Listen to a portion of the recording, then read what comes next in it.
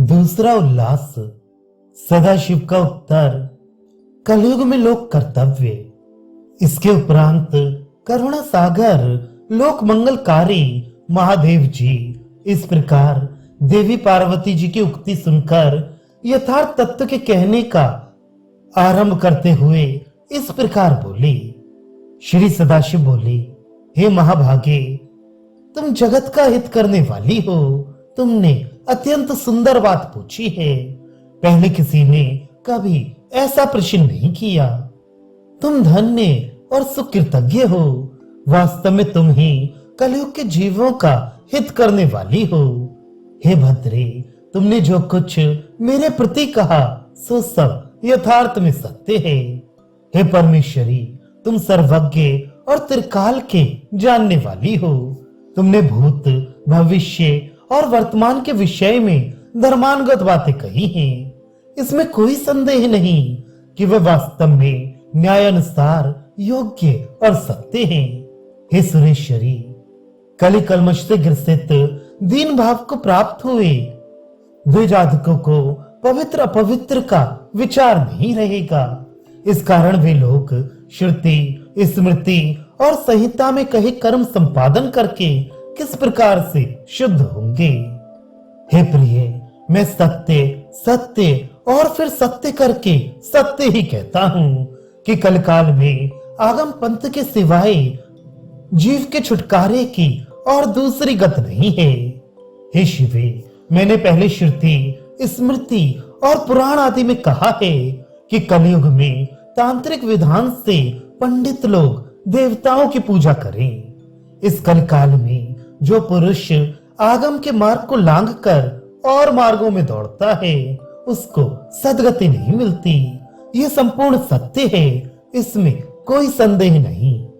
समस्त वेद शास्त्रों से, समस्त पुराणों से, समस्त स्मृतियों से और समस्त संहिताओं से केवल मैं ही प्रतिपाद्य हुआ हूँ।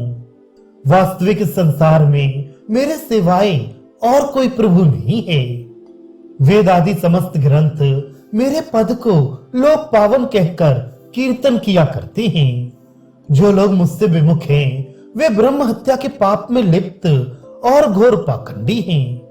हे देवी, मेरे मत का लंघन करके जो पुरुष कर्म का अनुसरण करता है उसका वह कर्म निष्फल हो जाता है और कर्म करता भी नरक में पड़ता है।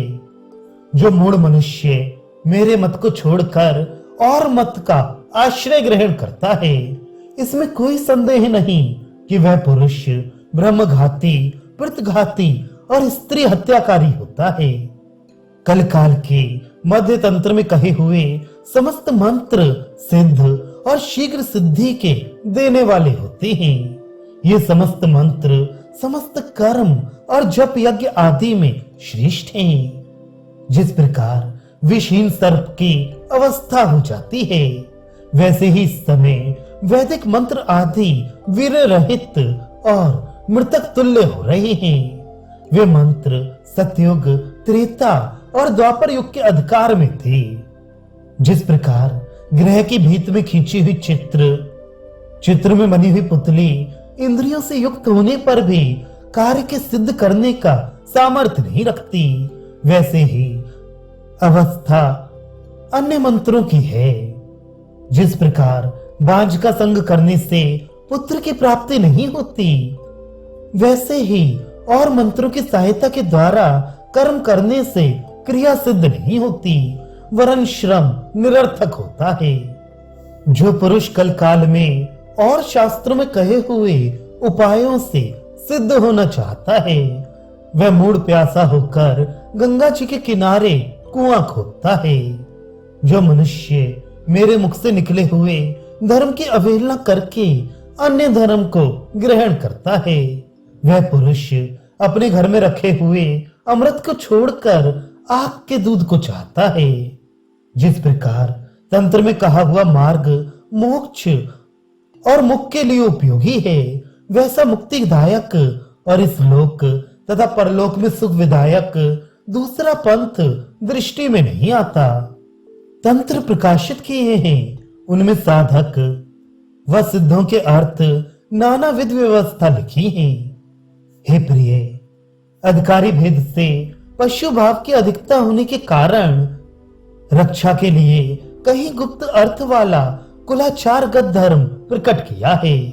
किसी किसी स्थल में जीवों की प्रवृत्ति के लिए अनुरूप व्यवस्था की है। हे प्रिय, हमने अनेक प्रकार के देव और अनेक प्रकार की देवियों का तत्व प्रकट किया है। भैरव, वेताल, बटुक, नायिका, शाक्त, शैव, वैष्णव, सौर और गाणपत्य गणों का विषय विवरण किया है। इसके अतिरिक्त अनेक प्रकार के मंत्र और यंत्र, यथोक्त फलदायक, बहुत से श्रम से सिद्ध होने वाले अनेक प्रकार के सिद्धोपाय भी कहे हैं।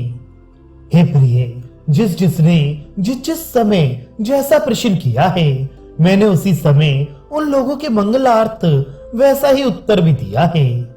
हे पार्वती, मैंने युग धर्म के अनुसार सर्वलोक और प्राणियों के मंगलार्थ यथार्थ स्वरूप से ये धर्म कीर्तन किया है। इस समय जैसे प्रश्न तुमने किए, पहले ऐसे प्रश्न कभी किसी ने नहीं किए। इस क्षण में तुम्हारे स्नेह के वश हो उस तत्व का जो कि परे से भी परे और सार का भी सार है, वह वर्णन करता हूँ। हे देवी, समस्त वेद, आगम और विशेष करके तंत्रों के सार को उद्धृत करके मैं तुम्हारे आगे कहूंगा।